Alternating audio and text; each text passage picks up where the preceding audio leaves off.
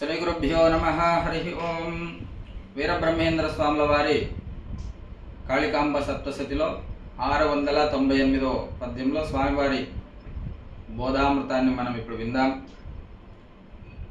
గురుముఖాన విన్న కుండలిని శక్తి మేలు కొలిపి 6 మెట్టు లెక్క, దూర దృష్టితోడ దూర శ్రవణ మబ్బు కాళికాంబ హంస కాళికాంబ. స్వాముల వారు మానవ లోకానికంతా కూడా మీరంతా దైవస్వరూపులు నాయన, ప్రతి ఒక్కరు కూడా దైవస్వరూపులే. మీలో ఆధ్యాత్మిక శక్తి కుండలిని శక్తి నెలకొని ఉన్నది అని చెప్పేసి వీరబ్రహ్మేంద్ర స్వాముల వారు చక్కగా ఈ పద్యరత్నంలో తెలుపుతా ఉన్నారు. ఈ పద్యంలో చాలా గొప్పనైనటువంటి నిగూఢ రహస్యాన్ని, ఆధ్యాత్మిక రహస్యాన్ని స్వామివారు మనకు బోధిస్తూ ఉన్నారు. గురుముఖాన విన్న కుండలిని శక్తి.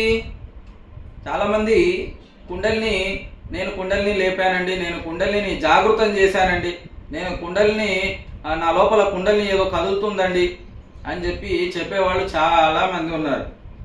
కానీ నిజానికి కుండలిని శక్తి స్వయంగా చాలనం కాదు, అది గురుముఖాన్నే వినాలి. అంటే గురువుల దగ్గర మనము ఆ కుండలిని శక్తి గురించి మనం తెలుసుకోవాలి. ఆ కుండలిని శక్తిని మనం చాలనం చేయాలంటే ముందు గురువు ఉండాలి. ఆ గురువు తర్వాత మనము సూర్య చంద్ర నాడులను మనం భేదించాలి. ఆ నాడుల ద్వారా మనకి లోపల కుండలిని శక్తి జాగృతమవుతుంది. ఇది వీరబ్రహ్మేంద్ర స్వాముల వారు స్పష్టంగా 697వ పద్యంలో స్పష్టంగా చెప్తున్నారు. గురుముఖాన విన్న కుండలిని శక్తి.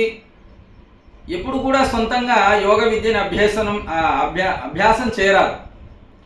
ఎప్పుడు మనం సొంతంగా అభ్యాసం చేస్తామో అప్పుడు మానసిక రోగులుగా మనం తయారవుతాం. అందుకోసం ఎప్పుడు సొంతంగా యోగ విద్యను అభ్యసించరాదు. కాబట్టి మనము ఎప్పుడు కూడా గురుముఖాన్నే, గురువు దగ్గరికి వెళ్ళి యోగాభ్యాసం చేస్తామో అప్పుడు ఆ గురుముఖం నుంచి, అంటే గురు నోటి నుంచి విన్నటువంటి వాక్యాల ద్వారా, ఆ గురు ఆజ్ఞ చేత మనము ఏనాడిని ఏ విధంగా ప్రేరేపణ చేయాలి, ఏనాడిలో కుంభించాలి, ఏనాడిని రేచక పూరకాల చేత మనము సాధన చేయాలి అనేటువంటి విషయాలు తెలుసుకున్న తర్వాత అప్పుడు మనకు ఈ యోగాభ్యాసం అనేటువంటిది అలవడుతుంది.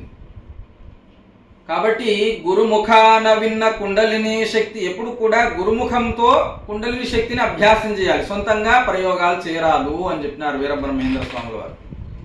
గురుముఖాన విన్న కుండలిని శక్తి మేలుకొలిపి 6 మెట్టు లెక్క.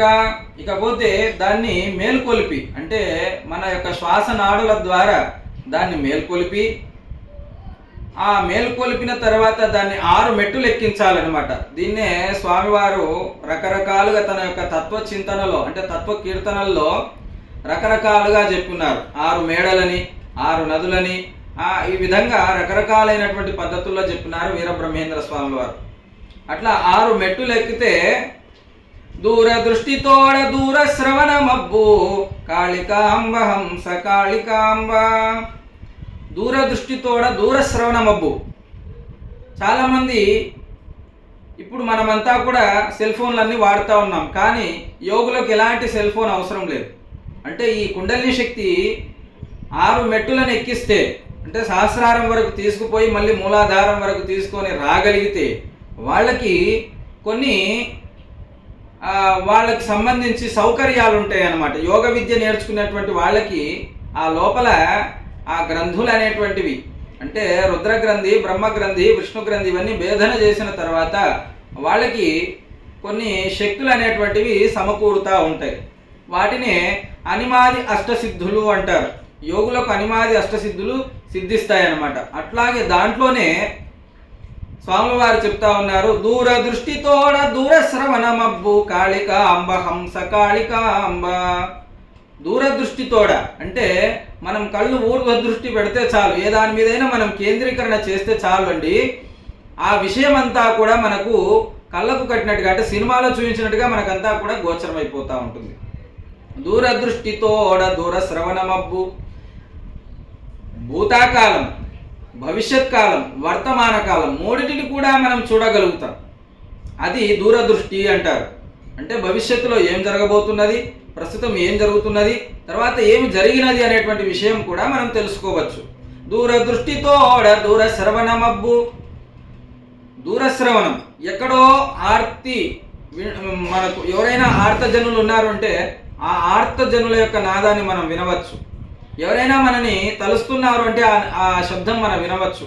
లేదు ఎక్కడో ఏదో మాట్లాడుతున్నారు అంటే ఆ శబ్దం మీద, ఆ సిచ్యువేషన్ మీద, ఆ స్థితి మీద మనము మన యొక్క దృష్టి పెడితే చాలు, మన యొక్క మానసిక స్థితిని దాంట్లో పెడితే చాలు, ఆ విషయం అంతా కూడా మనకు వచ్చేస్తుంది. మనం ఇప్పుడు ఏదైనా విషయం కావాలి అంటే సెల్ ఫోన్లో మనం డౌన్లోడ్ చేసుకుంటాం. అట్లానే మనకు ఈ కుండలిని శక్తి 6 మెట్టులు ఎక్కిన తర్వాత సహస్రారం పోయి మళ్ళీ దిగిన తర్వాత మనకు కొన్ని శక్తులు వస్తాయని చెప్పుకున్నాం కదా. అట్లా ఈ స్థితుల్లో మనం ఏ విషయాన్ని కావాలంటే ఆ విషయాన్ని మనం వినవచ్చును. ఎక్కడో జరిగిన విషయం మనం వినవచ్చును, భూతాకాలం జరిగినటువంటివి, తర్వాత భవిష్యత్ కాలంలో జరగబోయేటటువంటి విషయాలను కూడా మనం వినవచ్చు.